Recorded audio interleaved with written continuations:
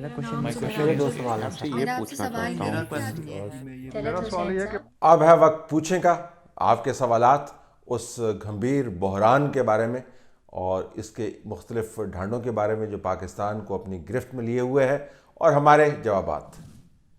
ایک تو attorney general صاحب نے خود ہی کہہ دیا کہ جی مجھ سے استعفیٰ لیا نہیں گیا، میں نے خود دیا.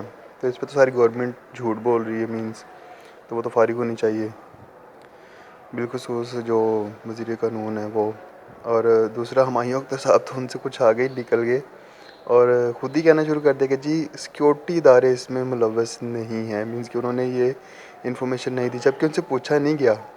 تو اگر وہ لوگوں کے ذہن میں یہ ڈالنے کی کوشش کر رہے تھے کہ جی سیکیورٹی ادارے اس میں ملوث نہیں ہے، تو سر یہ ان کے کہنے سے ہی پتہ چل گیا کہ سیکیورٹی اداروں کی طرف سے ہی یہ انفارمیشن دی گئی اور ان سے کی طرف سے ہی کہا گیا کہ جی آپ یہ کہیں جا کے.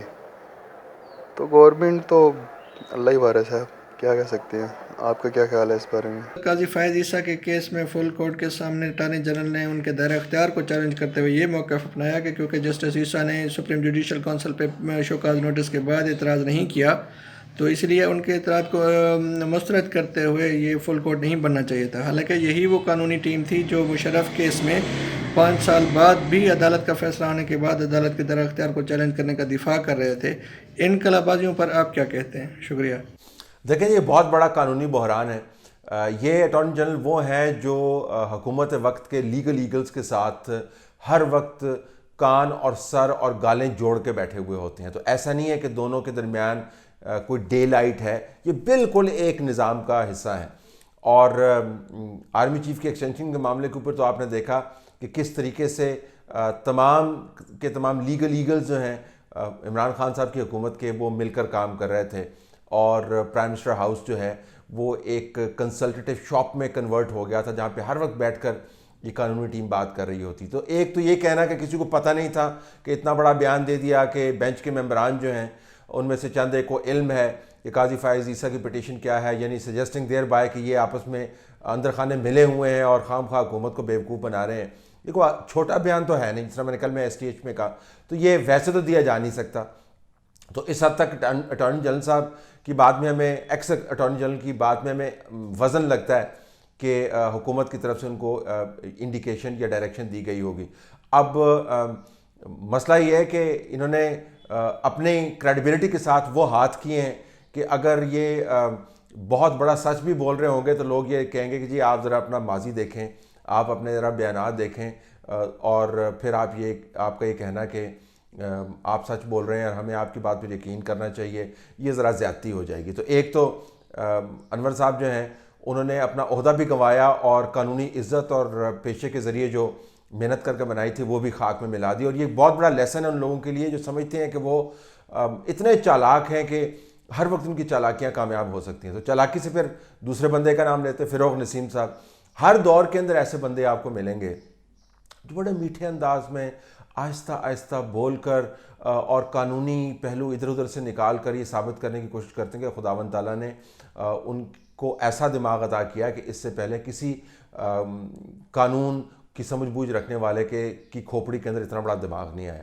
لیکن بنیادی بات کیا ہوتی ہے، ان کے پیچھے طاقتور حلقے کھڑے ہوتے ہیں. وہ طاقتور حلقے اگر ان کے رازوں کے اوپر سے پردہ اٹھانے کی اجازت دیں مین اسٹریم میڈیا کو اندر، تو یہ لوگ تو ویسے ہی تتر بتر ہو جائیں گے، ادھر ہی چلے جائیں گے جدھر باقی ایم کیو ایم کے لوگ جو ہیں، کوئی کینیڈا بیٹھا ہوا ہے، کوئی ساؤتھ افریقہ بیٹھا ہوا ہے، کوئی آسٹریلیا بیٹھا ہوا ہے. تو فروغ نسیم صاحب کو لیکن چونکہ ایک مرکزی کردار دیا ہوا ہے تو وہ ظاہر ہے ان کی رائے اس کے اندر شامل ہوگی. اور تیسرے ہیں شہزاد اکبر صاحب. اور ہر دور کے اندر ایسے کردار بھی آپ کو نظر آئیں گے جو وقتی طور پر آتے ہیں اور سمجھتے ہیں کہ زندگی کا حاصل ہی یہی ہے کہ کیمرے کے سامنے بیٹھ کر ایسی انشنٹ آپ باتیں کریں کہ لوگ وقتی طور پر ان کی توجہ جو ہے آپ کی طرف مبذول ہو جائے اور آپ اس وقت شہرت کما لیں. شہرت تو یہ کماتے ہیں لیکن آخر میں جن کے ساتھ ہونا ہوتا ہے وہ وہی ہوتا ہے جو ماضی میں ان جیسے لوگوں کے ساتھ ہوا. اب وزیر اعظم عمران خان کسی طور یہ نہیں کہہ سکتے کہ اٹارنی جنرل نے جو ریمارکس دیے ہیں اس کے اندر ان کی لیگل ٹیم کا حصہ نہیں ڈالا گیا ہوگا. آپ نے انٹیلیجنس ایجنسیز کی بات کی تو شہزاد اکبر صاحب تو خود کہتے ہیں کہ ان کے پاس ایک اپنا انٹیلیجنس کا نیٹ ورک موجود ہے جو ہر معاملے کے اوپر گہری نظر رکھے ہوئے ہے. تو ہو سکتا ہے وہ انٹیلیجنس کا نیٹ ورک استعمال کیا ہو. ضروری نہیں انٹیلیجنس کا نیٹ ورک جو ہے وہ وہی ہو جس کے بارے میں ہم بات کرتے ہیں، یا ISI یا MI، FIA کا بہت بڑا انٹیلیجنس کا نیٹ ورک ہے، IB کا بہت بڑا انٹیلیجنس کا نیٹ ورک ہے. تو دیکھنا یہ کہ کس انٹیلیجنس کے نیٹ ورک کی بات کر رہے ہیں. لیکن اس سے آپ کو پتہ چلے گا کہ طوائف الملوکی جس کا میں ذکر کر رہا تھا وہ نظام کے اندر بلٹ ان ہو گئی ہے. اس نظام کا کوئی چلانے والا نہیں ہے، کوئی والی وارث نہیں ہے، یہ آٹو کے اوپر ہے. ہر کابینہ کا منسٹر جو ہے وہ اپنی حکومت علیحدہ چلا رہا ہے، اس کو کوئی ڈائریکشن اویلیبل نہیں ہے. یہ جو مرکزیت آپ کو خام خواہ نظر آتی ہے، کبھی تصاویر کے اندر کوئی میٹنگ ہو رہی ہوتی ہے اور عمران خان صاحب بیٹھے ہوتے ہیں، اٹس این ایلوژن، یہ نظر کا دھوکہ ہے. اور میں معلومات کی بنیاد پر آپ کو کہہ رہا ہوں کہ اس سے زیادہ غیر فعال حکومت جو ہے وہ پاکستان کی تاریخ میں نہیں آئی. لیکن چونکہ ہم نے فعالیت کا ایک تاثر قائم کیے رکھنا ہے بذریعہ میڈیا، ہم نے بتانا ہے کہ عمران خان تو بہت اچھی نیت کے ساتھ کام کر رہے ہیں، دراصل ان کی ٹیم کے اندر بڑی گڑبڑ ہے. تو بھائی ٹیم بنائی کس نے ہے؟ پھر ایک آج کل یہ بھی تھیسس چل رہا ہے کہ عمران خان صاحب جو ہیں وہ اپنی ٹیم خود سلیکٹ نہیں کر پاتے، لہٰذا ان کو مورد الزام نہ ٹھہرائیں. لیکن اس لیگل گھاوڑ پن نے دوبارہ سے اس چیز کو انڈر لائن کیا ہے کہ نظام کے اندر کتنا زیادہ تعفن جو ہے وہ بھر گیا ہے. اب تو اس کی بو جو ہے وہ کورٹس تک پھیلنی شروع ہو گئی ہے. ججز نے بھی ناک جو ہے وہ بند کر لی ہے کہ کس طریقے سے فیصلہ سازی کرتے ہیں. آپ کے توسط سے اسپیشلی درخواست کہ خدارا میں آپ کے آگے ہاتھ جوڑتا ہوں، آپ کا اپنے بچوں کا واسطہ دیتا ہوں کہ کسی نہ کسی طریقے سے آپ جیسے ان کو لائے ہیں کہ آپ اتنا بڑا نقصان کر رہے ہیں کہ اس کا کچھ نہ کچھ تو کریں، اس کا کچھ نہ کچھ ازالہ کریں کہ جیسے یہ ہو گیا ہے، یہ جتنا نقصان ہو چکا ہے یہ کتنے سال میں پورا ہوگا. زاہد کلام پشاور سے. سر سوال یہ ہے کہ وزیر اعظم صاحب بار بار یہ کیوں کہہ رہے ہیں کہ حکومت اور فوج ایک پیج پہ ہے؟ کیا یہ عوام کو یہ تاثر دینا چاہ رہے ہیں کہ ڈیلیور نہ ہونے کی وجہ سے آپ مجھ پر جو الزام لگا رہے ہیں تو میرے ساتھ وہ لوگ بھی شامل کیا جائے جو میرے ساتھ ایک پیج پہ ہے؟ یا یہ اپوزیشن اور عوام کو یہ تاثر دینا چاہ رہے ہیں کہ مہنگائی کی وجہ سے آپ جتنا بھی واویلا کرو گی آپ میرا کچھ نہیں بگاڑ سکتے، آپ مجھے نہیں ہٹا سکتے کیونکہ میں جمہوری پروسیس سے آیا ہی نہیں، تمہارے ووٹ سے آیا ہی نہیں، طاقت کا سرچشمہ میرے ساتھ ہے. تو اس پر آپ کا کیا کمنٹ ہے؟ طلعت صاحب، وسیم کامران لاہور سے بول رہا ہوں. میرا ایک سوال ہے آپ سے کہ جو عمران خان صاحب ہر مہینے فرماتے ہیں کہ فوج میرے ساتھ ہے، فوج میرے یہ ہے، تو اس سے کیا مطلب ہے؟ وہ ہمیں اتنی دیر سے کیا بتانا چاہ رہے ہیں؟ کیا مجھے فوج لائی ہے، یا اتنی بری پرفارمنس کے باوجود بھی جو کرنا ہے کر لو، میں تو یہیں بیٹھا ہوں، میرے ساتھ فوج ہے؟ پلیز جواب ضرور دیجیے گا. دیکھیں، فوج کے نمائندگان سے جب ہماری بات ہوتی ہے تو وہ آج کل اصرار کرتے ہیں کہ آپ یہ نہ کہا کریں کہ اس حکومت کے تمام کاموں کے پیچھے فوج موجود ہے. تو ہمیں سے جو صحافی ملاقات کرتے ہیں ان سے تو وہ ہمیں آ کے بتاتے ہیں کہ ہم ان کو یہ کہتے ہیں کہ ہم تو نہیں کہہ رہے، یہ تو حکومت کے اپنے منسٹرز کہتے ہیں، یہ حکومت کا اپنا پرائم منسٹر کہتا ہے کہ میں فوج کے ساتھ کھڑا ہوں، فوج میرے ساتھ کھڑی ہے اور میں ایک ہی پیج کے اوپر ہوں. تو ایک تو یہ ذرا ذہن میں رکھیں کہ یہ سب سے زیادہ مارکیٹ کے اندر یہ بات پھیلانے والے عمران خان خود ہیں، جس طرح آپ کے سوالوں کے اندر بھی آپ نے ذکر کیا. دوسرا، 2018 کے انتخابات کا جو تسلسل ہے وہ حکومت کو چلوانے کے عمل کے اندر بھی آپ کو نظر آتا ہے.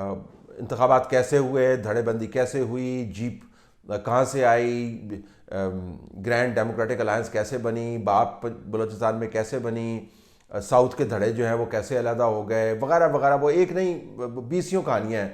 عدالتوں نے جو کنٹیسٹنگ کینڈیڈیٹس ہیں ان کو جیلوں میں کیسے ڈال دیا، بندے کیسے غائب ہو گئے. کوئی ایک بات ہو تو میں آپ کو بتاؤں، وہی تسلسل جو ہے حکومت کے اندر بھی چلتا ہوا نظر آیا. اور اس کے اندر میں کہوں گا کہ جب شروع کے دنوں میں باقاعدہ فارمیشن کمانڈرز کی طرف سے پریس ریلیزز جاری ہوا کرتی تھی کہ اکانومی کی ٹریجکٹری بالکل زبردست ہے اور پاکستان جو ہے وہ معاشی مسائل میں سے نکل کر اب امپرومنٹ کی طرف جا رہا ہے، اور جو ایکس DG تھے ISPR کے، ان کی طرف سے یہ باقاعدہ ٹویٹ کے ذریعے یہ کہنا جی کہ بہترین انتخابات ہوئے ہیں، فیئر اینڈ فری ہوئے ہیں. تو اس نے بھی اس تصور کی جڑیں ڈال دی ہیں کہ ظاہر ہے اگر فوج کہہ رہی ہے کہ سب کچھ ٹھیک ہے تو اس کا مطلب ہے فوج عمران خان کے ساتھ ہی کھڑی ہوگی.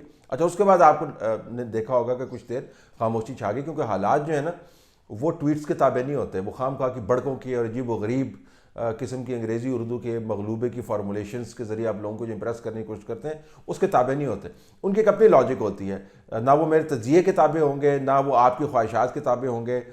وہ جس رخ بھیجے جائیں گے حالات پالیسیوں کے ذریعے ادھر ہی جائیں گے. تو معاشی صورتحال جس طرف گئی آپ کے سامنے ہے، جو لوگوں کی زندگیوں کے اندر تباہی آئی وہ آپ کے سامنے ہے، جو معیشت کی گروتھ کے اندر تباہی آئی وہ آپ کے سامنے ہے، جو گورننس کا برا حال ہوا وہ آپ کے سامنے ہے، جو ڈیولپمنٹ کا برا حال ہوا وہ آپ کے سامنے ہے. ہر وقت کہتے ہیں ہمارے پاس پیسے نہیں ہیں، اور اب جب آڈٹ رپورٹ سامنے آتی ہے تو hundreds of billions of dollars جو ہیں، روپیز جو ہیں، وہ آپ نے اسپینڈ ہی نہیں کیے. آپ اسپینڈ کرنا چاہتے نہیں، کیپیسٹی نہیں ہے. دوسرا اسپینڈ نہ کر کے آپ اپنے فنڈز کے اندر ان کو دکھا کے اپنی کاپیز درست کرنا چاہتے ہیں، تو کیپیسٹی نہیں ہے یا اہلیت نہیں ہے. وہ تمام معاملات سامنے آ گئے. تو اب فوج کی طرف سے خاموشی ہے. اب جب وہاں سے خاموشی ہوئی ہے تو عمران خان صاحب نے باتیں کرنی شروع کر دی ہیں، کیونکہ انہوں نے وہ جھنڈا تو اٹھا کے رکھنا ہے، اور اس کی وہی وجوہات ہیں جو آپ نے سوالوں کے اندر بیان کیے. نمبر ایک، عمران خان یہ امپریشن دینا چاہتے ہیں جی کہ آپ لوگ مجھے اگر مورد الزام ٹھہراتے ہیں تو میں تو نہیں چلا رہا، صرف ہم تو ایک پیج پہ ہیں. تو ایک پیج کے اوپر جو ہے کہ دکھ اور سکھ تو پھر سانجھے ہوئے نا، اونچ اور نیچ سانجھی ہوئی. اچھا ہوا یا مندہ ہوا وہ دونوں سانجھے ہیں. تو ہم اچھے میں بھی میں اور جنرل باجوہ جو ہے ساتھ ساتھ ہیں، اور اگر برا ہو رہا ہے تو اس کے اندر بھی ہم ساتھ ساتھ ہیں. تو ایک تو وہ ڈسٹنکٹ امپریشن دینا چاہتے ہیں، جس سے مراد یہ کہ 50% بلیم جو ہے وہ اپنے ڈور اسٹیپ سے ہٹا کے وہ فوج کے ڈور اسٹیپ کے اوپر ڈالنا چاہتے ہیں. دوسرا وہ یہ فرما رہے ہیں کہ میں جو ہے مجھے تو الٹیمیٹ پروٹیکشن حاصل ہے، مجھے تو امیونٹی حاصل ہے ہر قسم کی احتساب سے، ہر قسم کی تنقید سے. میں جب چاہوں جس کا چاہوں میں دم میں نمدہ کسوا سکتا ہوں، جس میڈیا ہاؤس کو چاہوں اس سے اپنی تعریفیں کروا سکتا ہوں، جہاں سے زیادہ تنقید ہو رہی ہے اس کو بند کروا سکتا ہوں، اور مجھے تو کوئی پوچھ پرتیت نہیں ہے. میرے ارد گرد جو لوگ بیٹھے ہوں وہ اربوں روپے کما لیں چینی اور آٹے کے بحران میں سے، تو کوئی پوچھنے والے نہیں ہے. میں انہی سے پالیسیز بنواؤں گا. میرے بندے جو ہیں یہاں سے، ان کے رشتہ دار جو ہیں یہاں سے جا کے آسٹریلیا جا کے میلے لگائیں اور ان کو ہم زر مبادلہ باہر بھیجنے کی سہولت فراہم کریں، کوئی پوچھنے والا نہیں ہے. یہاں پہ دوہری شہریت والے لوگ جو ہیں وہ اسٹریٹجک میٹنگز کے اندر بیٹھے ہوئے ہیں اور کچھ پتہ نہیں ہے کہ وہ کس کے لیے کام کر رہے ہیں، تو مجھے کوئی پوچھنے والا نہیں ہے. میرے گھر کے معاملات کیسے چل رہے ہیں، میرے خاندان کے معاملات کیسے چل رہے ہیں، گورننس کا کیا عالم ہے، مجھے کوئی پوچھنے والا نہیں، کیونکہ جنرل باجوہ میرے ساتھ ہے. وہ خود امپریشن دیتے ہیں. تو جب وہ یہ امپریشن دیتے ہیں تو بنیادی طور پر وہ یہی کہہ رہے ہیں جو آپ نے تیسرا سوال کیا کہ جی میں تو اتھے ہی بیٹھے ہیں، میرا تو کوئی کچھ نہیں بگاڑ سکتا. جو ادارے ہیں ان کے لیے یہ ایک انتہائی پریشان کن صورتحال ہے، کیونکہ ادارے شخصیات سے بالا ہونے چاہیے، چاہے کہ ایسی شخصیات جن کا ان اداروں سے تعلق بھی نہیں ہے. اب فوج کے لیے یہ ڈائلما یہ ہے کہ وزیر اعظم بار بار یہ باتیں کر کے یہ امپریشن کریٹ کرتے ہیں کہ فوج ان کو فلی سپورٹ کر رہی ہے. وہ اپنی طرف سے اس کو ایک ٹیکٹیکل ویپن کے طور پر یوز کرتے ہیں، اپوزیشن کو ڈیمورلائز کرنے کے لیے کرتے ہیں. اور فوج جو ہے وہ اپنے سربراہ کے ذریعے یہ پیغام دے بھی نہیں سکتی، نہ ہی وہ دینا چاہتی ہے کہ حکومت سے وہ بالکل پرے کھڑی ہے، کیونکہ ظاہر ہے پہلے وہ خود کہہ چکے ہیں کہ یہ نظام جو ہے یہ بڑا زبردست کام کر رہا ہے. اب یکدم بیچ منجھدار جو ہے اس نظام کو چھوڑ کے کسی اور کی طرف وہ کیسے جا سکتے ہیں. تو یہ ایک عجیب و غریب قسم کا جو ہے نا ایک آپ سمجھیں کہ آدھا کالا آدھا سفید، آدھا تیتر آدھا بٹیر، اور ایک ایسی زون بن گئی ہے جس زون کے اندر کوئی رنگ آپ کو اوپر کے نظر نہیں آتا. تو اس سے عمران خان فائدہ اٹھاتے ہیں.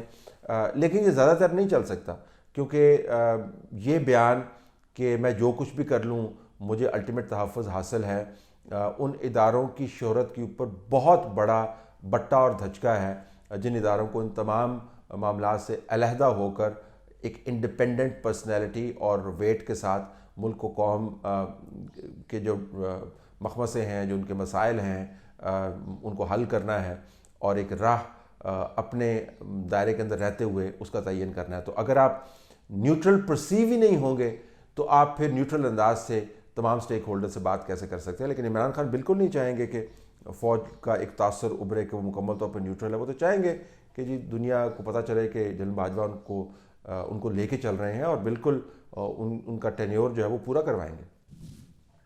محترم نعیم الحق صاحب وفات پا گئے ہیں، انا للہ و انا الیہ راجعون.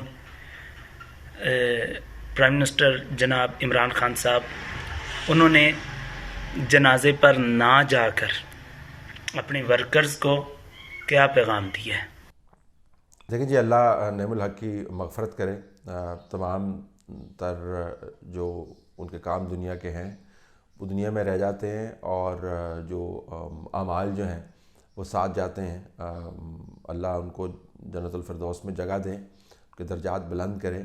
اور جینونلی ہی واز ill، اور آئی مسٹ سے کہ آپ سیاسی اختلافات اگر پرے رکھیں تو بہت ہی ڈیڈیکیٹڈ ورک کر رہے ہیں. کبھی انہوں نے ساتھ نہیں چھوڑا، اور ہر وقت وہ ساتھ کھڑے رہے. ہزار جو نیلے پیلے کارنامے تھے اس حکومت کے، عمران خان کے اپنے، اس کے اوپر پردہ ڈالتے رہے. تو اگر آپ عمران خان کے زاویے سے دیکھیں تو وہ بہت ہی تھورو اور جینون ورکر تھے، اور it's a big loss. Imran Khan صاحب ان کے جنازے پر نہیں گئے. مجھے بہت ہی زیادہ حیرت ہوئی اس بات کے اوپر. یہ ایک ایسا عمل ہے جس کی وضاحت میں نہیں دے سکتا، کیونکہ مجھے نہیں پتا کہ وہ ان کا ذہن کس انداز سے فیصلے کرتا ہے. ایک ایسا شخص جس نے جب تک وہ کینسر کے ہاتھوں مکمل طور پر غیر فعال نہیں ہو گیا اور بستر سے نہیں لگ گیا، اس وقت تک وہ آ کر ٹی وی کے اوپر ٹویٹس کے ذریعے، اسٹیٹمنٹس کے ذریعے، اپنی موجودگی کے ذریعے، چاہے ان کے جو بھی معاملات ہوں، اب وہ چونکہ دنیا سے چلے گئے ہم اس کے اندر نہیں جائیں گے، وہ سپورٹ آپ کو کرتے رہے. اور اس کی آخری رسومات ہے. اور یہ تو ویسے ہی محلے کے اندر بھی کسی دور پرے بندے کی بھی اگر رحلت ہو جاتی ہے، وہ دنیا سے چلا جاتا ہے، تو پھر اگر آپ کے پاس موقع ہے تو آپ جا کے جنازہ پڑھ ہی لیتے ہیں. عمران خان نے کیوں نہیں پڑھا، میں اس کا جواب نہیں دے سکتا. ان کا جو انداز ہے معاملات کو اپنے ذاتی معاملات کو چلانے کا، وہ اسی قسم کا ہے، اور اس کی ایک بڑی لمبی تفصیل ہے.